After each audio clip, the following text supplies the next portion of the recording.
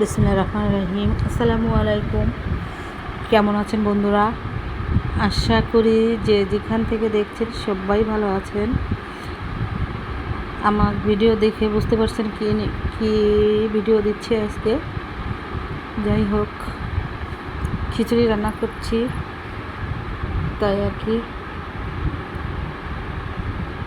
ডালগুলো সিদ্ধ করে নিলাম প্রথমে, তারপরে এখন একটু পেঁয়াজগুলো ভেজে নিচ্ছি। পেঁয়াজ, মরিচ, রসুন গোটা গোটা এগুলো। এবার ডাল ওই যে সিদ্ধ করা আর মসুর ডাল আর আতপ চাল দিয়ে রান্না করছি আজকে। অবশ্য কিঞ্চ দিলাম, আলু বকরা দিয়ে এইভাবে ভেজে নেব ভালো করে। হলুদ মরিচ মশলা না দিয়ে বাটা মশলা পরে দেবো, একটু ভালো করে ভেজে নিয়ে তারপরে এবার এই মশলাগুলো দিয়ে আর একটু ভেজে তারপরে গরম পানি দিয়ে দেবো।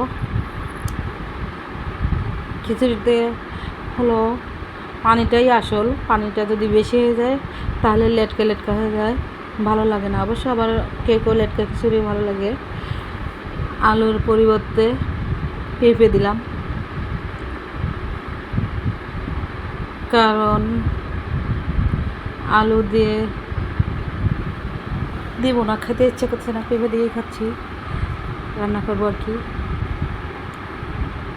আর এদিক দিয়ে ডিম ভুনা করছি, কুসুম কাঁচা কাঁচা রেখে কে খেতে পছন্দ করে,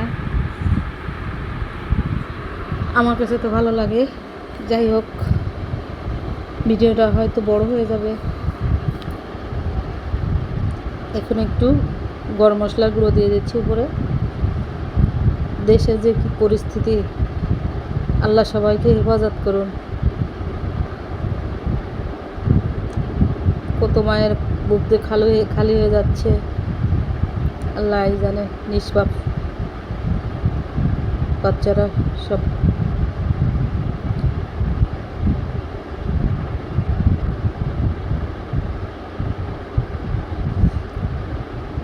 যাই হোক, আমার রান্না প্রায় শেষ হয়ে যাচ্ছে। এই যে এখন পানি কমে গেছে, এখন আমি দমে দিয়ে দিচ্ছি। আর এই দিয়ে আমি পটল ভাজা হয়ে যাচ্ছে।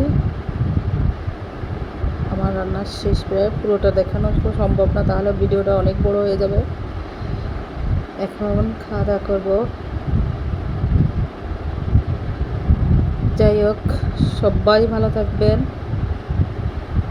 দেশের জন্য দোয়া করবেন। যে যেখান থেকে আছেন সবার দোয়াই কাজে লাগে।